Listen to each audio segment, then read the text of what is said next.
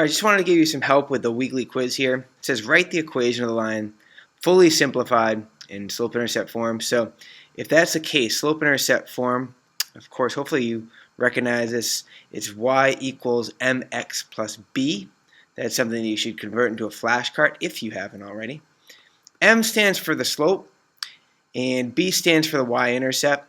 So since m is a slope and b is a y-intercept, again, this comes down to knowing your vocabulary. Slope really means rise over run in a graph, and that's what we have right here. And the y-intercept is where the line crosses the y-axis in a graph. It's also where x is 0. So I like to start with the y-intercept because it's in plain sight. This is the y-axis right here. It's crossing the y-axis at -6. So you can plug in where it says b plus b, you're really going to write -6 or -6. And then the mx, you just have to figure out, well, how much is it rising, how much is it running? So it seems to be rising 1, and then I move to the left 1, which means you go -1. You could do this a number of ways. You could start at this point right here and say it goes up 3, so that you're on the x-axis, and then it goes to the left 3. Either way, the ratio is the same. You're rising 3, you're running -3, or rising 1, running -1. So your slope is -1. So the slope in slope-intercept form should get -1x minus 6 for this. Another one that students are having trouble with are graphing the line with the equation. So this is pretty much what I just did on the last slide, but this time we need to put the graph together, and we've been given the equation. So the slope is m, and the y-intercept is 7. So I would put the y-intercept right here. That would be the first thing that I would do. I'd put a point there. And then from that point, we're rising 1 and running 6. So I would rise up 1, and we want to go till it hits 6 on the x-axis.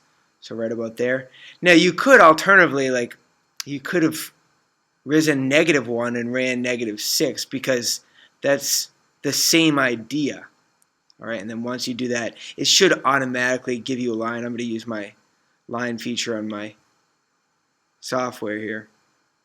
But it'll look something like that. It'll probably have some arrows that indicate it goes on like that infinitely in both directions.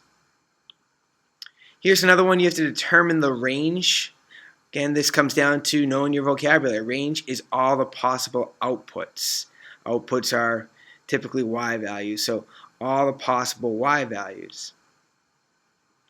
It looks like the highest this graph goes is -4, and it's a colored in dot, which means -4 is included in the interval. So that's the highest it goes. The lowest it goes is -9.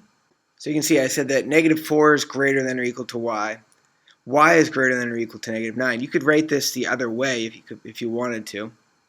All right, this is saying -9 is less than or equal to y, which is less than or equal to -4. And then the software that you're using, Delta Math, it gives you one other way that you're probably less familiar with, but they say that the range is -9, -4, meaning that it starts at -9, that's the lowest possibility, the minimum, and then the maximum possibility is -4. Alright, the last one I'm going to show you is a linear function. When it's linear, we say that the rate of change, or the slope, stays the same. So the rate of change is just change in y over change in x.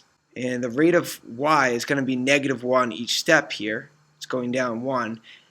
And it looks like the x is going up 3 and then going up 2. So I would say the rate of change is not the same here. Therefore, this is not linear. It might be a function because each input has exactly one output, but it's not linear. So it's not this one. This goes down 2, and this goes down 6. That doesn't necessarily mean that this isn't linear, because if the ratio is the same of change in y to change in x, it will work. Let's see.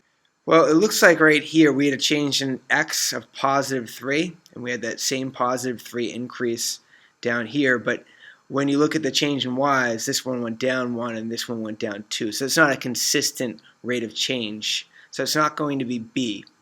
It's not going to be c either. The change in y is constant, but the change in x doesn't have the same ratio. As you see right here, it went up 3 and then it went up 2. So hopefully it's letter D, otherwise we're in trouble here. And it looks like this one is a consistent rate of change, we have the change in y is 2, the change in x is 6, and that seems to be happening all the time, so this would be a linear function. Letter D.